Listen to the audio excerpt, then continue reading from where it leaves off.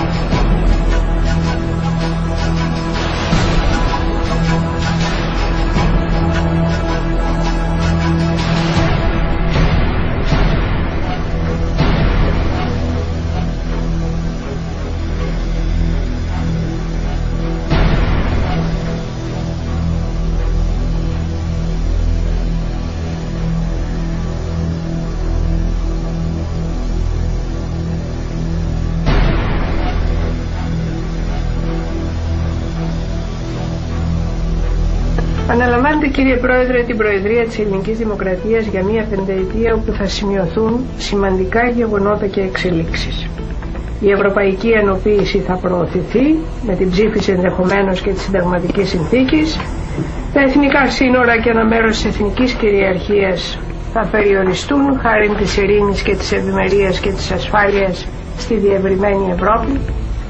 Τα δικαιώματα του ανθρώπου και του πολίτη θα υποστούν μεταβολές, καθώς θα μπορούν να προστατεύονται, αλλά ίσως και να παραβιάζονται από αρχές και εξουσίες πέραν των γνωστών και καθιερωμένων, και πάντως η δημοκρατία θα συναντήσει προκλήσεις και θα δοκιμαστεί από ενδεχόμενες νέες μορφές διακυβέρνησης.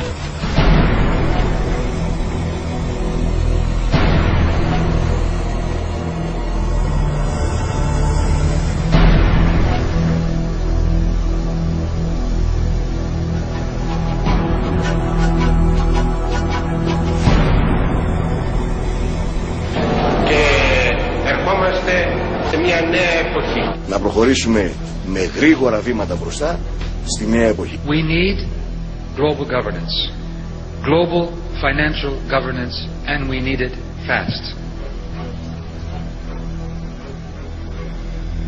We have a real chance at this new world order. When really a new world order can be created. Creating the kind of world order that I think all of us would like to see.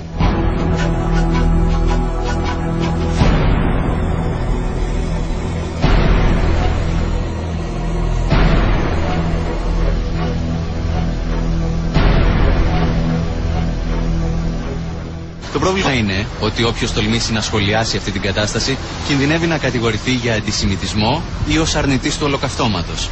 Ένα έγκλημα του παρελθόντος έρχεται να συγκαλύψει εγκλήματα. Κινδυνεύει να κατηγορηθεί για αντισημιτισμό ή ως αρνητής του ολοκαυτώματος.